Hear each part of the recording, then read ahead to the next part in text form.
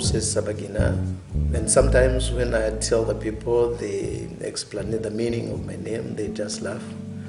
Gusesa in Kinyarwanda means to disperse, and the Bagina means enemies. So Ru is he who disperses enemies. This is the meaning of the name. Who am I? I am the real character who was played in the movie Hotel Rwanda that people have been seeing on the screen all over the world.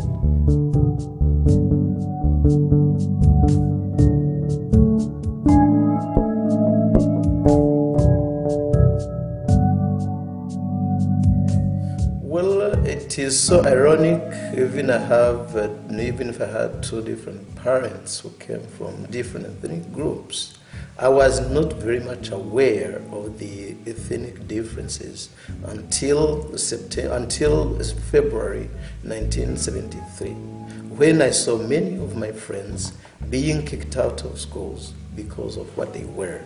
How was the situation that time? The situation in Rwanda has ever been very tense and very nervous. You could always see people suspicious from each other. We had about 250,000 of Tutsis who fled the country between 1959 and 1963, went to exile. So those in exile were attacking the country, coming very often. There were always tensions between the two. But there was a short period of silence, kind of, between around 1980 and 1988, and then came 1990 when the war started.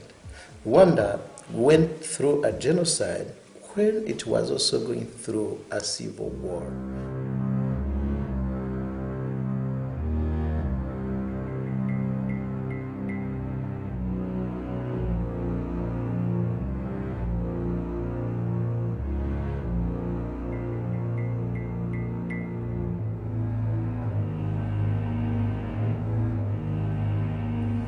Well, from the day that both presidents of Rwanda and the one of Burundi, their fellow cabinet ministers, when they were assassinated on April 6th, that situation had changed, completely changed. You could see that there is someone who wants the power and who wants it, the whole of it. And this is when the mass murder and the mass massacres started. And this is when I saw that the government was no more existing. That is when I realized that things have changed, and I decided to take my responsibility. I had other people who had come to hide, for instance, in my house.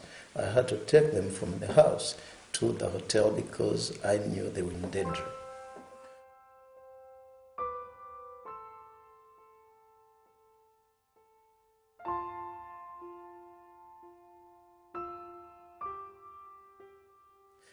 You see, when you go through such experiences, you don't ever prepare. You are never prepared for such experiences. You only do what you believe or what your conscience tells you is the right thing.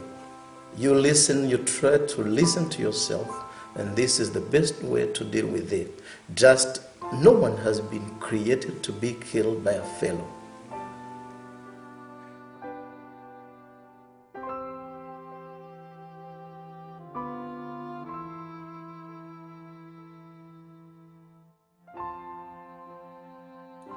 This is not only in Africa, but in almost the whole of the developing world. In the developing world, where people who actually accede to power, not democratically, but sometimes by guns, they always tend to maintain this force, but this power by all means.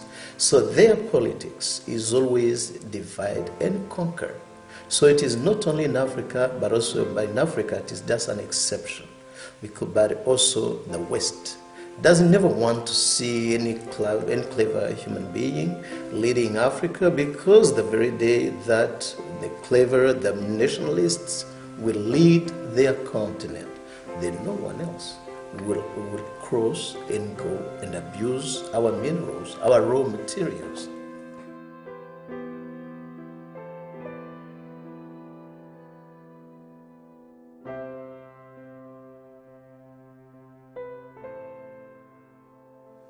This is all what I have always been saying, and let me tell it to you today again.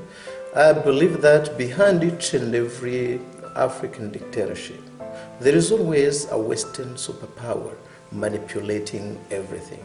It had been so long that many Western superpowers wanted to get into the Congo, and of course, having especially the Anglo-Saxon world.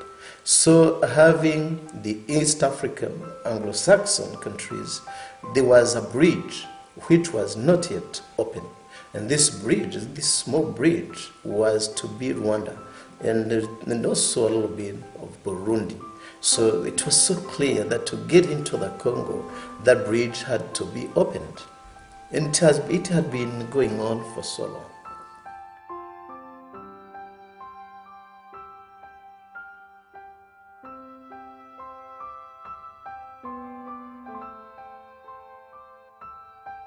The healing process can never work unless the two warring sides, can come around a table and talk and decide. The healing side, it doesn't start from the top. It starts from the bottom, from down, and it goes up.